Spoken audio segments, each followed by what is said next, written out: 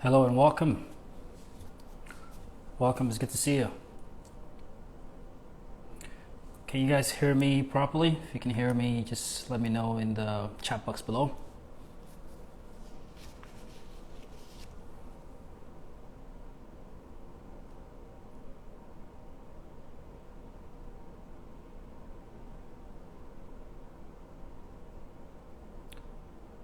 That's awesome. Welcome.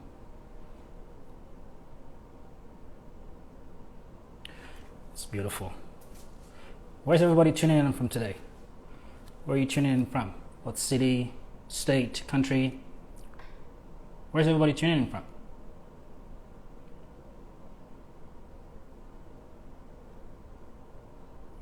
It's beautiful.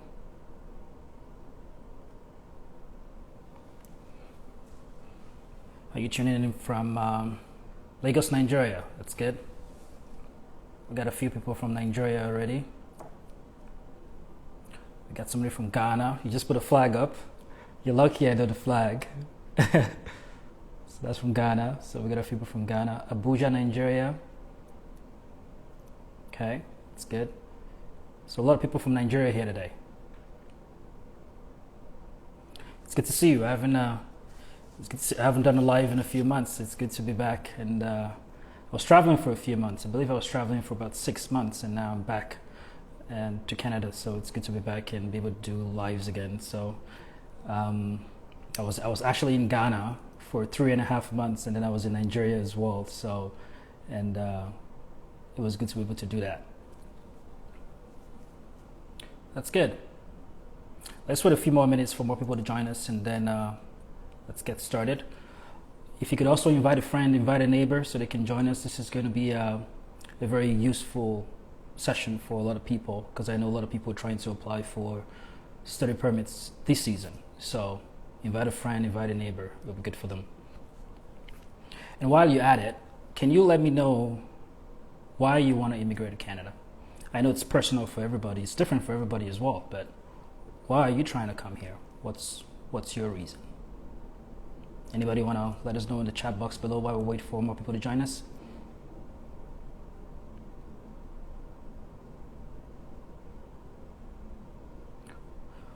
Yeah, we'll be saving the video afterwards. It's going to be on IGTV, so some of you will get a chance to watch it later. Yes.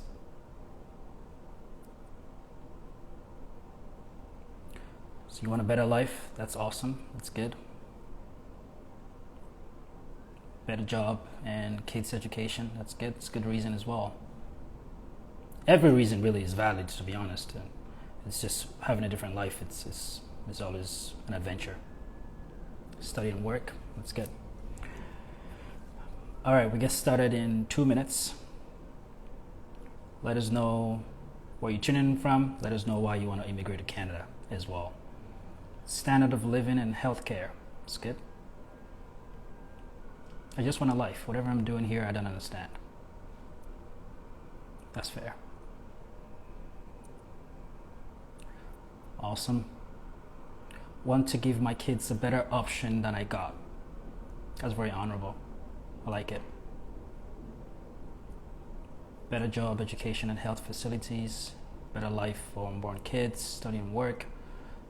All valid reasons. And you're able to get all of that here. So, for those of you who don't know me, my name is Best Agofure, Canadian Immigration Specialist at Tofino Immigration Consulting. Welcome to the Canada Immigration Cafe, episode 19. We've done a lot of these videos. They're all saved on IGTV on our page here. So you can go back and watch different videos for the topics we've talked about in the past. But today it's going to be focused only on study permits. I've asked last week for people to submit your questions. We've got a lot of questions we need to go through today. So we're going to try and get through the bulk of it, but before I begin, I want you to understand the structure of study permits applications, so that way you can understand how to apply for your study permit as well. So let's get started. So study permits, right? We're going to break it down. We're going to start from the very beginning so you understand intention.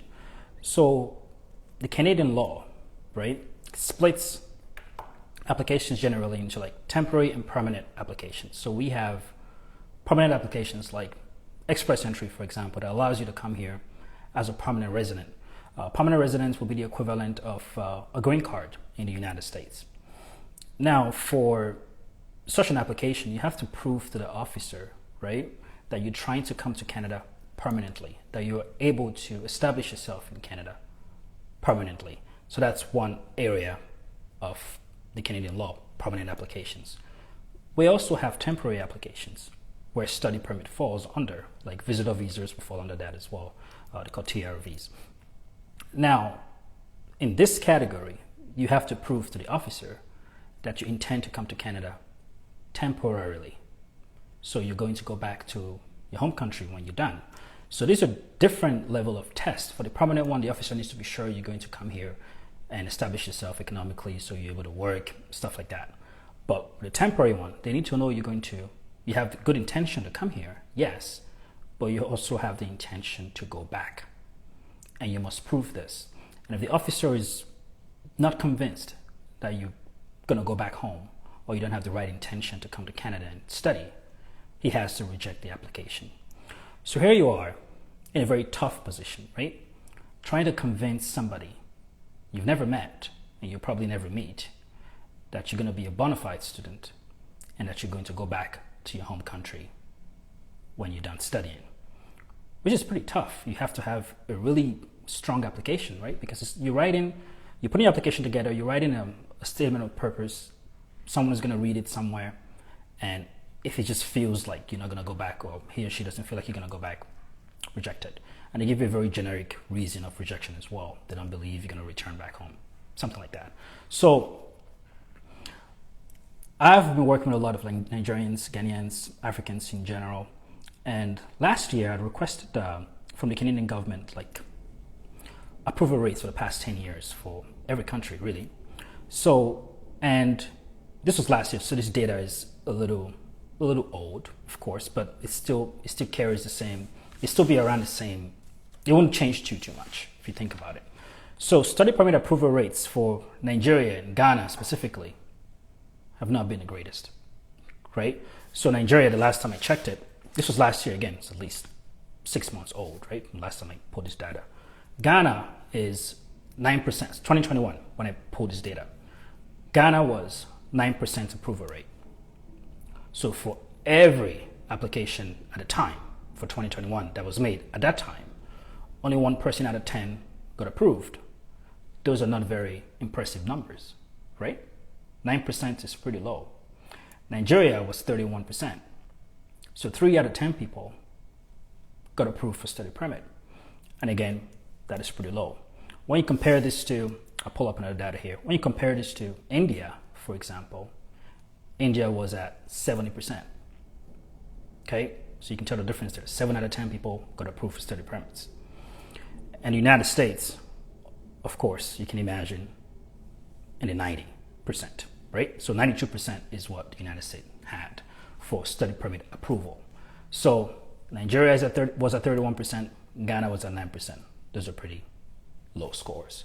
So I'm hoping that this session will help some of you have a bit stronger application, because a lot of Africans, well, West Africans in this case, are not really being approved as much. Okay, so now that that's done.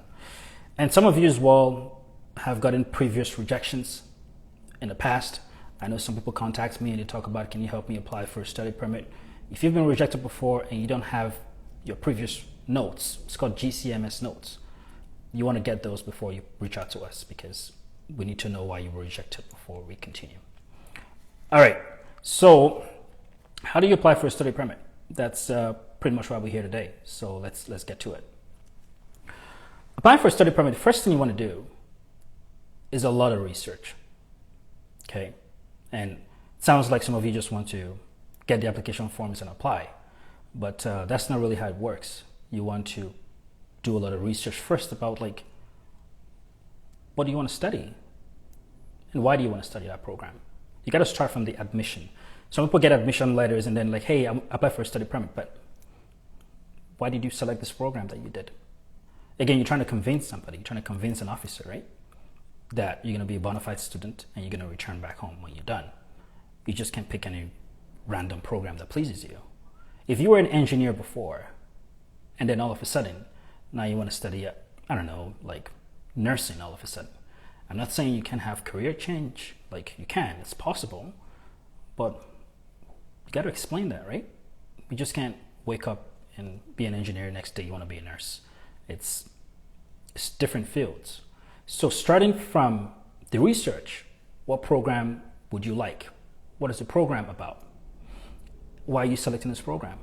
Start there. So you start your admission process with a very good program choice.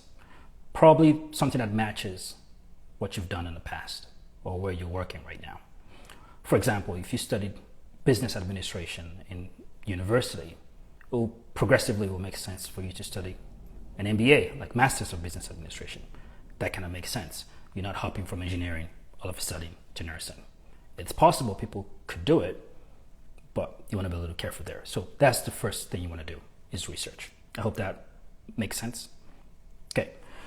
So you also want to do research on where you're coming from, your country. I asked you guys today, like where a lot of people were tuning in from. A lot of you said Nigeria.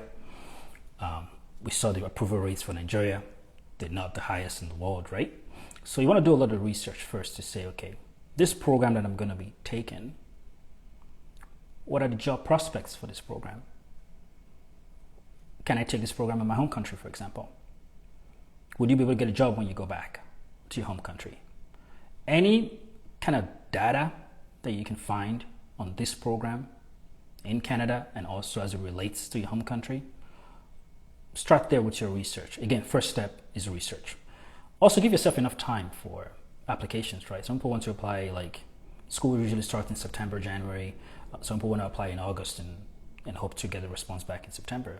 Like, it doesn't make sense, right? So it will make sense in this case to think about the January semester. So planning, preparation is key. Next, duration of study program. I know economic situations are like tough in a lot of countries, and I've seen a lot of you trying to apply for 8 months programs, like 1 year certificate, something quick that is not too expensive. And I understand why you want to do that. Of course, it's more affordable and it's quick, and you'll be in Canada like in a few months, so you just want to get it done like as soon as possible. And I understand that, but I'm a little like careful with programs like that for two reasons, right? One of them is it really just looks like you're desperate and you're trying to run away from your country. Again, the officer needs to be convinced that you're going to go back when you're done. And a quick program like that, just like, people do it, but it's like, I think this person just wants to come here and we're not going to hear from them again. So you want to be a little careful. I like programs that are at least 2 years. So you want to pick a program that is a little longer than 1 year. Also, a lot of you, I'll bet at least 90% of you are going to use this study pathway so you can eventually transition into permanent residency and eventually citizenship, right? So a student is able to work like while they're in school, but when you graduate, you get something called a postgraduate work permit. Now, this postgraduate work permit, it's like your pathway.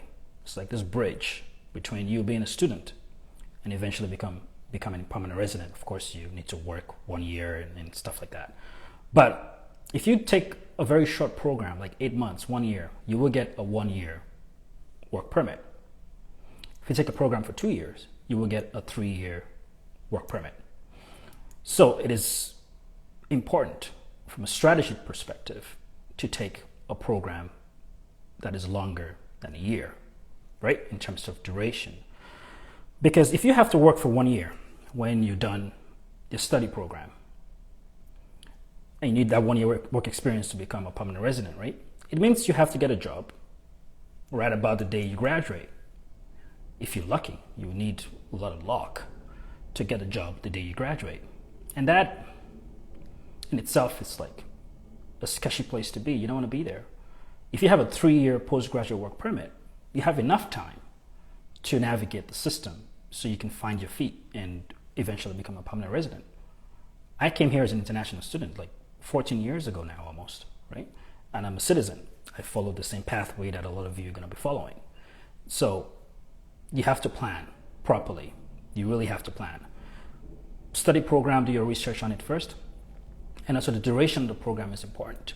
And some of you would argue, say, okay, yes, if I take a 1-year program, I'll already be in Canada, and when I get there, I can switch programs and extend my postgraduate work permit. I understand you, but it's still a very risky place to be. So I start off, you gotta do it right the first time, right? So take a program that is not 1 year, 2 years is always ideal. And the level of study as well is important. If you had a bachelor's, an undergrad from back home, it would naturally make sense in terms of a progression to do a master's, right? If the grades are really high. If your grades are not high enough, you can do something called a postgraduate diploma. For those of you in Nigeria, it would almost be like the bachelor's in Nigeria and the HND, the Higher National Diploma. So not too much of a difference really, but if your grades are not high enough, you can apply for postgraduate diplomas, and a lot of you already qualify for that as well. So, but progression is important. You can't have a bachelor's and then all of a sudden now you just want to go do a certificate, which is lower, because we have the regular certificates, we have the OND level diploma, for example, we have the bachelor's, right? We have a master's. You can't finish high school, secondary school, bachelor's, and then want to go back to a 1-year certificate. It looks a little sketchy. Again, you're trying to convince somebody you've never met that you intend to study in Canada and that you're going to go back when you're done. So you have to play this game and make sure that you're convincing somebody that's only going to really go through your application one time. They won't give you a call. They won't call you to verify, to say, hey, I have further questions about this. They're not going to do that. If he just feels like it's not bona fide, he's just going to reject it. The good thing is you can always apply again, but you want to get it right the first time. There's nothing wrong with rejection though. I mean, you can always apply again, but you just want to put in your best foot forward, right? And that's how I would advise you to do that. Next is choice of school. I know a lot of people are shopping for very affordable schools, and that's fine. I mean, you got to save money. But what is important is that you look for a good school, a school that is designated to welcome international students. They're called DLIs. So if you type DLI, IROCC, like on Google, really, the Canadian government have a list of, they have a list of like all the schools that are authorized to welcome international students. And it's categorized by provinces, right? So you want to check the province, make sure the school you are applying to, it's on there. If it is not, then apply to the school. Because some schools will still take your money, the tuition money, and when you graduate, you will not be able to get the postgraduate work permit, which allows you to become permanent residents in the future. And that is a goal for a lot of you. So you want to make sure that you pick the right school from the gate, so you don't end up scrambling in the future, not being able to stay in Canada when you're done school. So I hope that makes sense. Again, you're trying to convince somebody you've never met, saying, I am bona fide, I want to come to here and I have the intention to study, and I'm also going to go back when I'm done. And we'll talk more about that like later. Like, honestly, I know very few people that went back when they were done.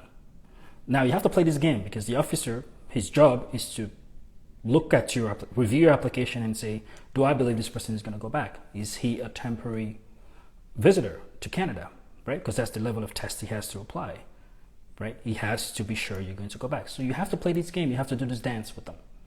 But a lot of international students that I came to Canada with that graduated school, and everybody graduates, okay, that graduated school, a lot of them are citizens in Canada now. They really don't leave, because the Canadian government, the law says you have to leave because you're temporary. But there's so many pathways that allow you to stay when you're done school. So they really want you to stay, because this economy is like, we need young people. We need people like you trying to come here to study, because our population is aging, right? A lot of you heard Canada is pretty boring too, right? The population is aging. So we need people to come replace the Asian workforce, right? So they can work, they can pay taxes and continue to contribute to the prosperity of this great country. So we need young people. We need a lot of them. But you have to play this game with the Canadian government and come here and prepare like you're going to go back. Prepare to go back, but I can almost guarantee that there might be a way for you to stay after you're done studying here. So I'm going to take some questions. Last week we put up questions on our story. A lot of you ask a lot of questions. So let us go through some of those first, and then we're going to come back and talk about a very important document you need to submit called Statement of Purpose, right? So we'll come back to that. But for now, let us take some questions from what people already sent. For some of you already asking questions now, we're going to go through the ones that people sent before. So it's a little fair. And then if there's any more time, we'll come back to what you guys have here, okay? All right. How's everybody feeling so far? You can comment in the chat box below. Did you invite somebody? Are you feeling good? You ready for the questions? Okay. So first question. Somebody was asking about if they need to pay your tuition 100%. Okay. If they need to pay the tuition 100% before they apply for a study permit. So you don't need to pay your tuition 100%. Sometimes you need to pay for a semester. Sometimes the school tells you the minimum amount you need to pay, and you can pay that as well. What is important though is you need proof of funds, okay? Because the money is either going to be in your bank account, in your home country, or wherever you've sent it to. The money is going to be there, or you're going to pay it to the school. But there's always going to be a minimum that the school requires, right? So if it's one semester tuition, and let's say your tuition for the year is $10,000, and the 2 semesters, and the school wants you to pay one semester, that's $5,000. You would pay it.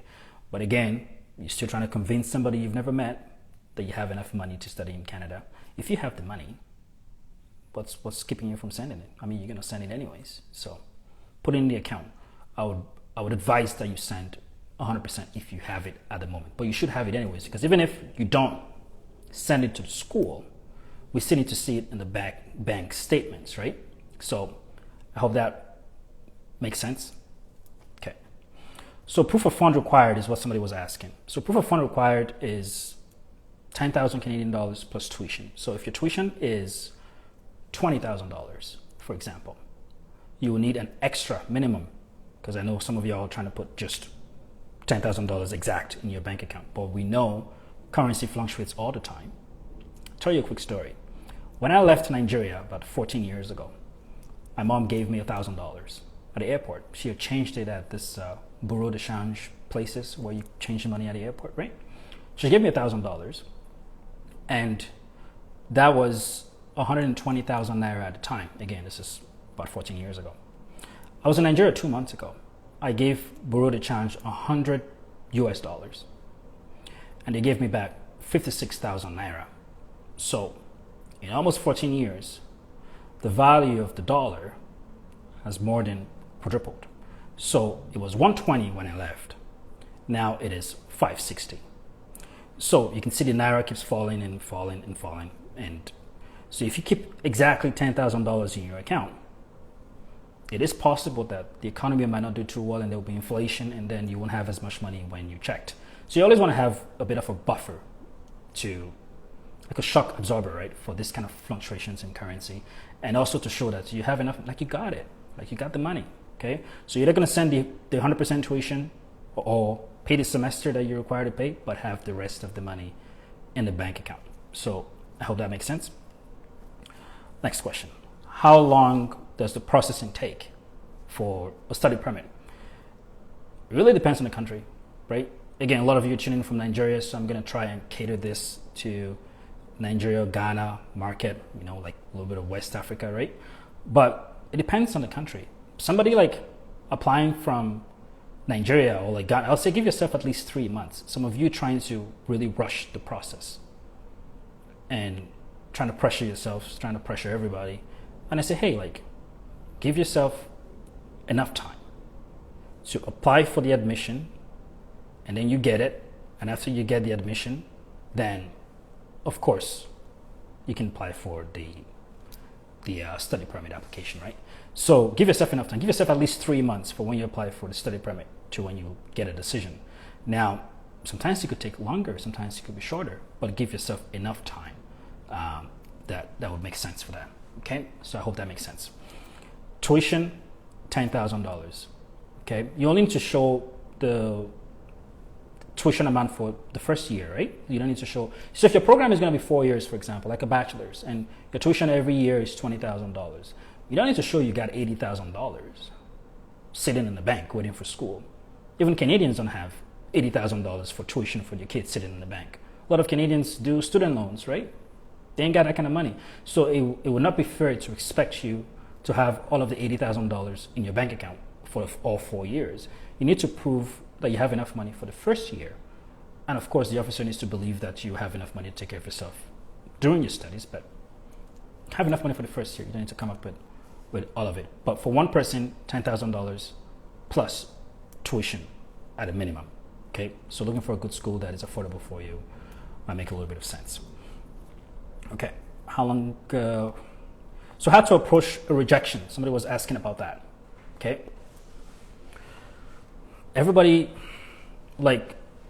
have their own kind of story, right? For study permit. I know people that have been rejected before, applied again, and they got it. I know people that have been rejected multiple times. They applied again, and they got it. Sometimes, honestly, you can put in all the right documents, all of it. You've done everything. You've read this application 100 times, and you apply, and you still get rejected. So I don't want anybody feeling terrible, okay? Because I know some of you are really heartbroken because if you've had a rejection before. That should not be the case, okay?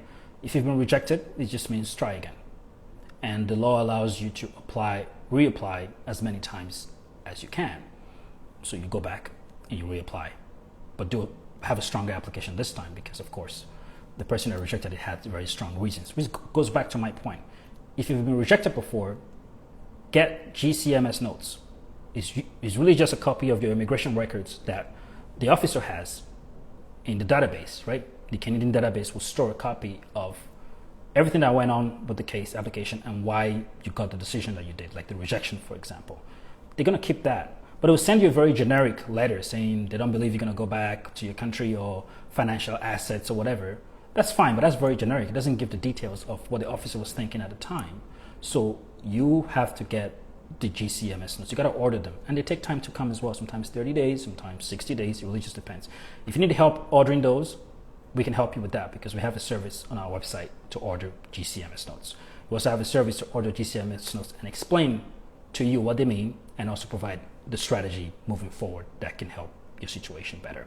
Everyone's case is different. So GCMS notes is what you need if you've had a previous rejection. Start there and then make a new application addressing every single concern that the officer had in your application. So you can apply for GCMS notes if you know someone in Canada, or you can come to us and we can apply to them for you as well. So I hope that makes sense. Next question was someone was asking about financial documents to submit. Well, you need bank statements to start there, right? At least 6 months will be good, so you can have a history. There's also something called My Bank Statements, which the name is a bit weird, but you can get that from your banks, especially people in Nigeria. They can get that from their banks as well.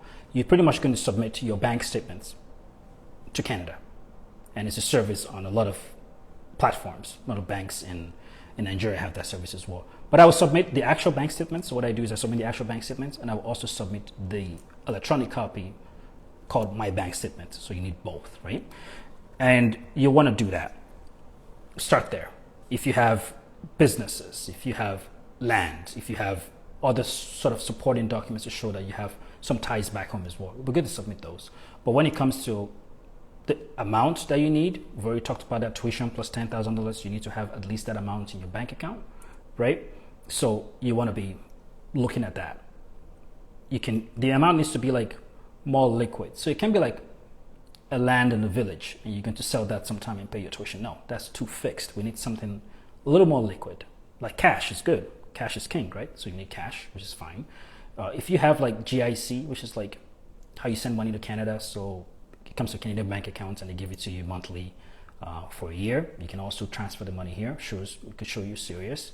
But there's nothing wrong with having the money in your home country in your bank accounts as well. So let us not get faked out and think if you send it to Canada, then it's gonna make your application a lot better. Not necessarily. It's just, do you have the money or you don't, right? If you have what do you call this? Stocks, not stocks. It's like a fixed deposit, really, in Nigeria, like a certificate. That also works, but cash is king. Like I said, I'll place cash over everything when it comes to finances. And you want to look at it that way. So who can sponsor you? Someone asked that as well. Who can sponsor you? Because Sometimes could it be like a family friend? Could it be a friend? Could it be a distant relative? Could it be your brother? Could it be your dad, your mom, yourself, right? So when it comes to sponsorship, the closer the relationship is, like the bond, the better, right? Like it would be nicer for your dad to sponsor you or your mom to sponsor you, like your parents, than somebody that knows a friend of a friend, right? Like it's too distant. So I would say just keep it as close as possible. It is not impossible for somebody else to sponsor you. It's just, it looks a bit weird, right? Because it might look like you owe the person money and you have to pay them back. And Canada doesn't like loans at all. They don't like it at all, right? So if the person is, say an uncle is sponsoring you, for example, like your mom's brother or your dad's brother or something like that, they need to show like the statements that they make enough money to take care of you, but they need to, more importantly, sign something called an affidavit of support. You need to say, yes, I'm going to be taking care of this person during your stay. And they need to get that like notarized, right? And get your passport there as well and sign it and stuff like that. So you can do that. But like I said, you're trying to convince somebody you've never met. So the closer that relationship is to you, the stronger the application is, right? So there's just different factors you got to be looking at, but you want to be as close as possible. I hope that makes sense. Okay. Let's get to some of the other questions here. Someone was asking total cost of tuition. It depends on your university, right? Like you go check out a few schools and it'll be very rare for a school not to have the tuition amount for international students on their website. So again, like research is key. So check out the school's website and see how much they're charging for tuition. Every school is different. Like you can't expect tuition at University of Toronto to be the same as another college, right? Like obviously University of Toronto might charge you a lot more money than another smaller school. Not saying smaller schools are bad. I went to a small school in Calgary, Alberta, and I think I got one of the best educations actually. Like it's just like if a school is small, the class sizes are smaller, the professor knows you by your name, and it's usually a good thing because you can ask questions all the time and they know you. But a very big university, nobody knows you, and quite frankly, nobody cares. And you don't even deal with the professor a lot of the times. You deal with like the assistant of the professor. Do you know what I mean? Like it's crazy. So I like smaller schools, but everybody's different. Smaller school, you get that attention that you need. You pay less tuition, and they help you out. They can even help you get a job, for example. So it's always nice for me, in my opinion, anyhow. But everyone is different. Some people like really big names, so to each their own, right? Okay, how do you get into university for masters? That's again, it's the same thing, really. You look at schools and you apply just like everybody else. So I'm not going to spend too much time on this question. Are we doing good so far? Is everybody having a good time? I'm answering some of your questions. Comments in the chat box below. Let me know how things are going for you. All right, partial scholarship. I assume this person is trying to talk about how the school gets you like a partial scholarship. This is also based on your school. Check with them. Some of them have full scholarships, some of them have partial scholarships. I wouldn't say Canada has as much scholarships as like the United States though. So I'm not really like big on looking for scholarships and stuff like that. Canada, just like if you come in here, just plan to be able to afford your education. Also, when you come here, you have the work permit, like I said. A lot of you will be able to, if you work while you're going to school, I mean, don't work more than 20 hours a week. And there's a reason for that, right? Because if you work more than 20 hours a week, you get really tired and it really affects your studies. But if you work 20 hours a week, even if you're making minimum wage, you would at least be able to pay your rent, okay? You won't be like living like a luxurious life or anything like that, but you at least be able to afford your rent, which reduces the burden on you or on your family members back home. So, and also, just to touch on this point, when I was in university, I paid my tuition, by the way, but I also, the times when I didn't have a lot of money, I did something called co-op programs, right, which allows you to work full-time, because international students usually are able to work 20 hours a week. But co-op is like internship. It's like IT in Nigeria. Like I pretty much worked for a company 40 hours a week, but I was considered like I was in school. So that 40 hours a week, like income was able to pay my tuition and my rent and everything else. So it's something to consider. Like when you come here and you are at your school, go to the career services, like the people that help you get internships and stuff. Like, just say, hey, like this is my situation. Does my program allow me to work for a company like an internship or co-op program? And a lot of the times it does. And if you get that offer, you still be a student, so you're not breaching your study permit terms. You're still a student, but you're able to make some extra money and, take care of yourself if it comes to it. But it's just I did 3 co-op terms, for example, and it helped me afford school. But everyone is different. Your situation is different, but it's something to think about just in case you get frustrated when you come here. Okay, awesome. Specific requirements for Nigeria.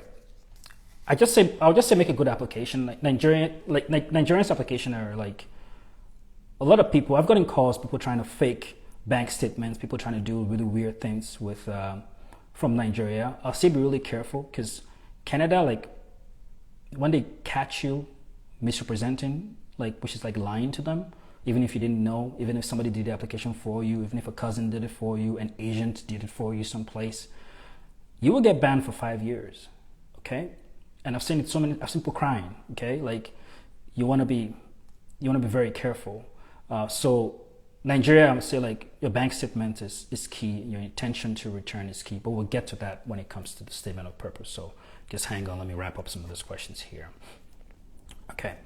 Someone's asking if they can come to Canada with your spouse and will the spouse be able to work? The answer is yes, you can come with your spouse. I wouldn't advise, if you're coming from Nigeria, this is Nigeria, Nigeria is like, I guess, a lot of people come from Nigeria here and also would apply to a lot of West African countries as well. If you're coming with your spouse, to me, it makes the application a little more difficult. I would say separate the applications, right? So you come first.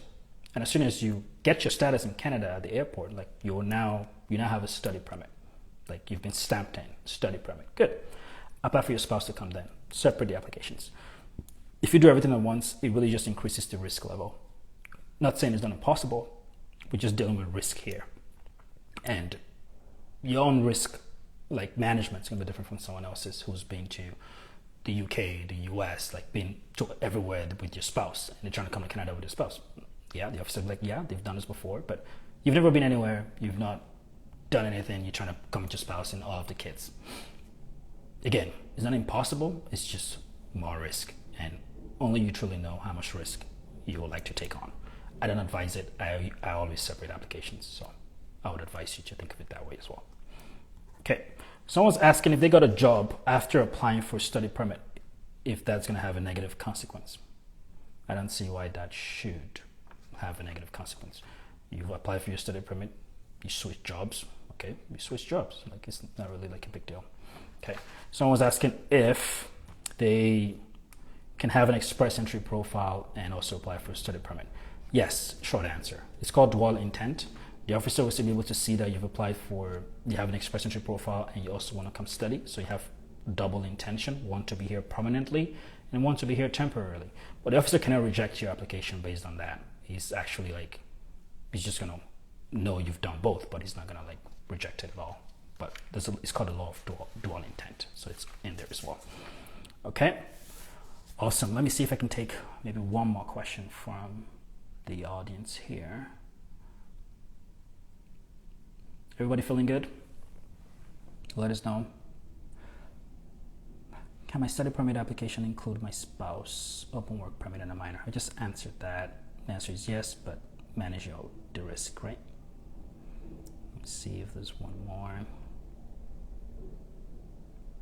Okay, let us go to a very important part of your application, which is called the statement of purpose, right?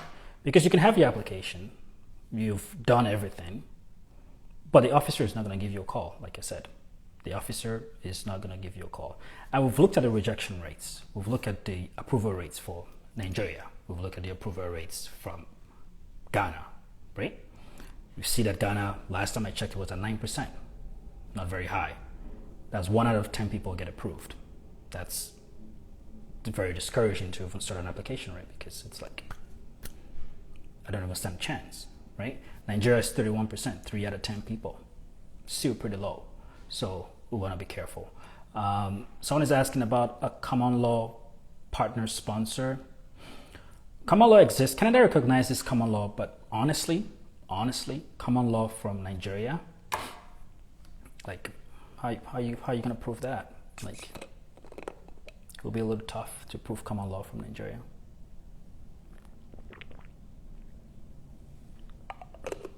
So if you're married, you're married. Common law is not illegal. It's actually very illegal here. But it's about proof, right?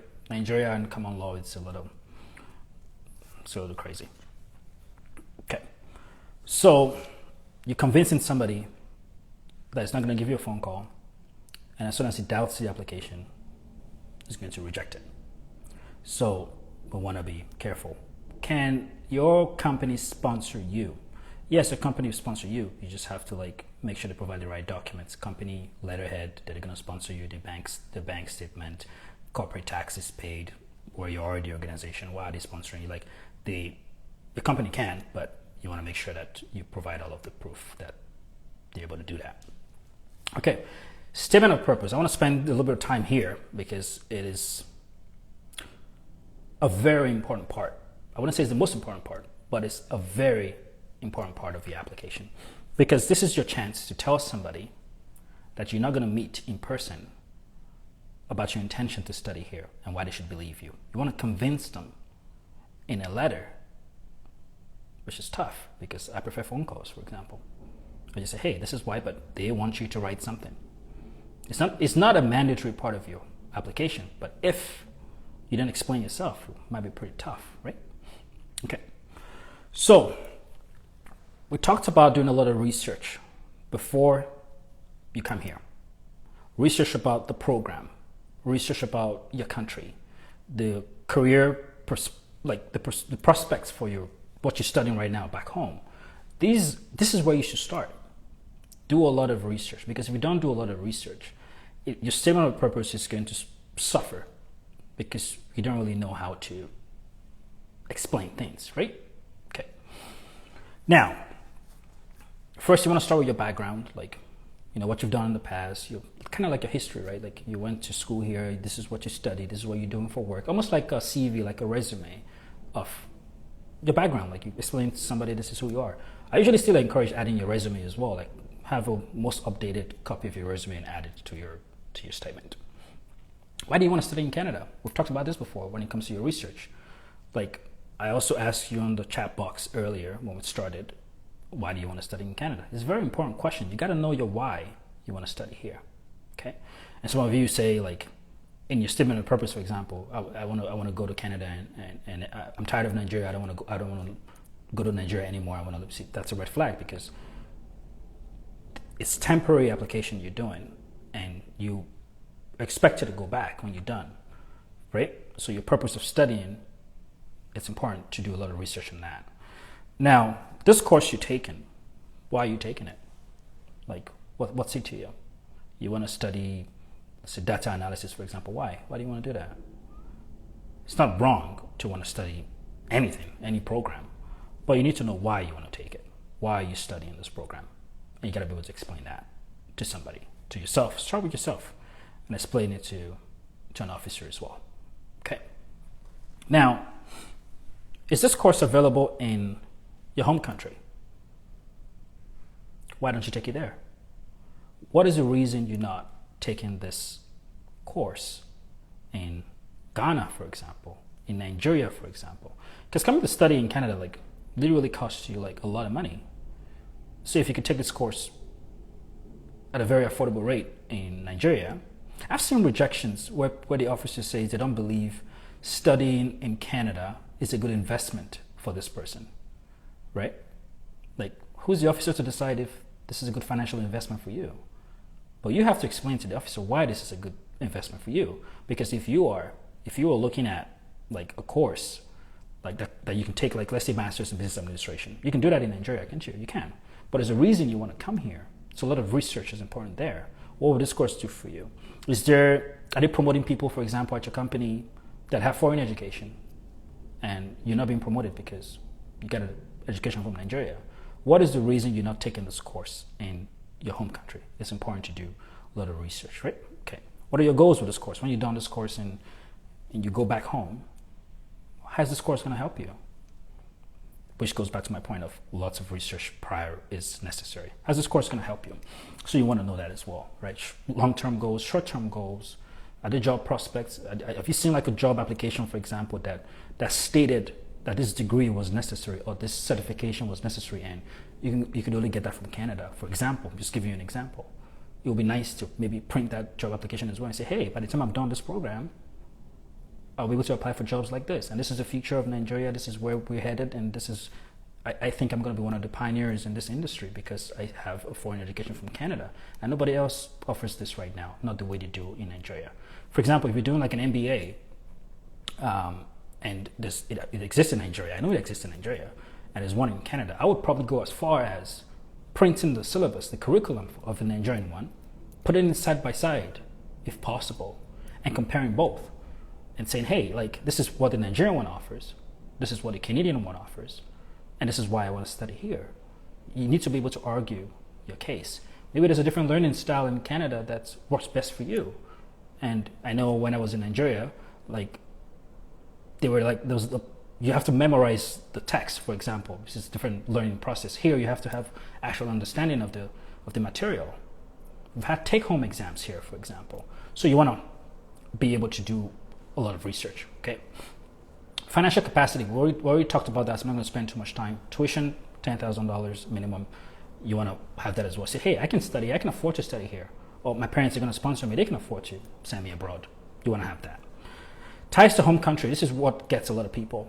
What's going to take you back home? And it could be a job, it could be your employer saying, hey, we expect you to be back, we have a job waiting for you when you come back. That could be something, right? You could have a family back home, which is why I suggest against separating the applications. You got kids, you got a spouse, like, you're not going to abandon them. At some point, you're going to go back. It's part of your argument, right? Like, there's ties. Like, what are the job prospects of this career you're picking? Like, let's say early childhood development, for example. Does it exist in Nigeria? Like, how are you going to help the industry when you get back? What are you going to do with this? A lot of research, like I said, is what really helps you out with your application, okay? You have property back home as well, things like that. That's also could be helpful. So you want to look at that as well. The officer just wants to know if you have good intention to come to Canada to study and you're going to go back. If you've visited other countries before and you've gone back, it's also proof that, hey, I have a history of traveling abroad often, and I always go back to Nigeria. Look at all my stamps. I've done this before. So it helps you a little bit if you have some travel history. It doesn't mean if you've never traveled, you're going to get rejected. I'm just saying if you have, it's like you're building a case, so you want to help yourself. Have you been to the United States? Do you have a United States visa? Have you been to England? Have you been to, like, where have you been? That's significant. They want to know that as well. I never lie about where you've been, because if they ask you, for example, if you've been rejected to the US and you said no and you have, Canada shares a database with a lot of countries. And when they find out, and they will find out, you just get blocked for another 5 years, which is very sad for you, right? Admissibility, Canada still needs to do a check if you admissible, if you to confirm you're not a criminal, that you're not going to be a burden to your medical system, stuff like that. But a lot of you don't have this issue. A lot of you have the issue with the statement of purpose part about, like, travel history. Yes, that's one thing. Returning back home is very important. Financial assets is very important. And your purpose of coming to Canada to study. That's where you want to spend a lot of time. Okay? So I hope that helps. Previous rejections. I talked about this earlier. If you've been rejected before, I would almost say you must get your GCMS notes. Okay? Don't reapply blindly. That would not be a smart idea. You want to get those notes. It's going to be like 30, 40 pages, but the information you need is going to be in a couple of pages. You're going to read it properly and understand why you've been rejected. If you need help ordering these GCMS notes, let us know. We can help you order. That's part of the service we offer. Another service we offer as well is, if you've done your application and you're ready to submit, we'll do a study permit application review. So if you have your application and you say, hey, I'm going to submit this, but I just need an extra set of eyes to check it through to make sure, like, I got the confidence I need to actually submit it, so it's the strongest application possible. We can do a review for you, right? And just book a time on Zoom, have a conversation, have a very quick overview of your application, and look at it the way an officer would look at it to see if I am even convinced, right? So we have that service as well available on our website at tofinoimmigration.com. So check it out. If you want to order GCMS notes, we can do that for you. If you want a review of your study permit application, you can also book that on our website. So we got a few more minutes. I'm going to see if I can take some more questions from the audience. Does this statement of purpose part make sense? This is your chance to explain to the officer your intention to study and that you're going to go back home. He's not going to give you a call. He's not going to send you an email. If he doesn't like what he sees, he's just going to reject it and you have to reapply. Okay, so I want you guys to check it out. Also, a reminder, we launched our podcast today, the Canada Awaits You podcast. So if you're on Spotify, Google Podcast, Apple Podcast, check us out. It's called Canada Awaits You. We're going to be talking a lot about life in Canada, what it's actually like to live here, people that actually live here, the experiences. We just put out an episode, for example, talking about does living in Canada make you less religious? It's a very important conversation because people say, hey, when I go to Canada, people get less religious when they get there, and we did discuss that in our first episode. So go ahead and subscribe, follow us, and also share our page with your friends, right? Because we're communities, so everybody's going to be learning and getting better. I want more Nigerians in this country. There's a lot of people from China, a lot of people from India. It would be nice for us to be represented here as well. So share our content with your friends. Let me go to the question box here to see if there's any questions I can take. Please explain the fall winter intake. So fall is essentially for the intakes, like September. That's where the fall semester starts.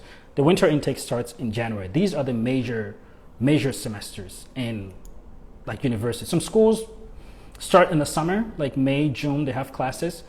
But honestly, summertime, I always worked in the summer so I can make up enough money to go back to school in the fall. So it would be nice for you to take a little bit of a break. You can't be going to school all the time every semester. Fall semester is nice. Go to school there. Winter semester, go to school. But summertime, I don't know, travel. Canada is a very beautiful country. So travel, see some other things that might be of interest to you. I hope that helps. Let's see if there is another question I'll be able to take here.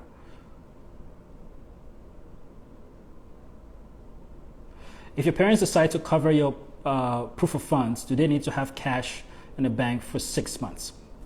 So the 6 months is a very good threshold to determine someone's behavior, right? 6 months, enough time to do that. So if you are 6 months, I would advise have 6 months. But if you didn't have any money in the account and all of a sudden, boom, you got $40,000, yes, it could be a red flag. But if you had sold a piece of land, or you sold a house, or you did something to get that money, just show that this is where the money is coming from. It is not illegal to do that, right? But if the money just came from nowhere, no history at all, and $40,000 in an account, even you will be a little confused. So always think like the officer would think. He's a human being just like you are, and see it from his perspective, and then that would really help you in your analysis if this is going to be a good application or not. And again, if you need a review of your application, we can help you with that as well. Next question. Is a study permit different from a visa? Yes. So the visa is so when you see your passport and they put this little thing on it, like a little foil, not a stamp, it's like a sticker, really, right? That is the visa. That's the permission to get on a plane. So they won't let you get on the plane. Like if you were traveling from Nigeria, for example, no one's going to let you get on the plane. The visa is the authorization to get on the plane to come. And when you get to Canada, then you will get the study permit at the airport. I hope that helps. Okay.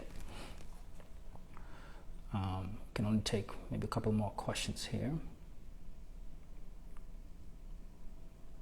Is it possible to work for the tuition fee? Maybe for the second year. Like I said, I paid my own tuition. I worked through school. It is possible, but Canada expects you to have enough money to go to school. But if you come here and something happens and you don't have enough money to continue school and you have to work and take care of yourself, it's not illegal to do that. Just work, you know. Summertime, there's no school. That's 4 months.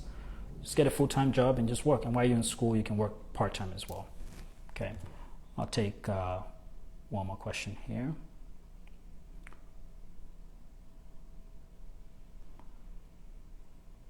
Can I apply for a study permit in September?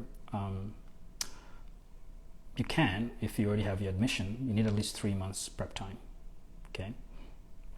And one last comment here is you gotta be, your country of origin is very important when you're applying. There's things people can do that come from the United States. Someone from the United States can literally drive to the Canadian border, get a visa at the border, like get a study permit at the border and get into the country. Like they're from the United States. Someone from Nigeria has to apply from outside of Canada. It takes a long time to get processed. The officer scrutinizes the application a little longer. And some of you say that's not fair. It is not fair, but it's just. It's the difference between being fair and just. For example, if I have 5 pieces of chocolate and I give group A 5 pieces of chocolate, group B should get 5 pieces of chocolate too. That will be fair. Okay? But if group A has 5 people, they get 5 pieces of chocolate, and group B has 3 people, giving them 5 pieces of chocolate wouldn't be just. It's just 3 people, so I'll give them 3. Okay? So fair, it's not fair to people coming from Nigeria, yes, that other people get treated differently, but it is just because the officer is trying to determine the chances that this person is going to go back to their country. Somebody in the United States with an American citizenship might just come for a visit and go back. Chances are they're going to go back. Someone from Nigeria might not go back. I never went back. So that's just being just. So the government usually just looks at that and tries to determine what's going on. I hope this was helpful.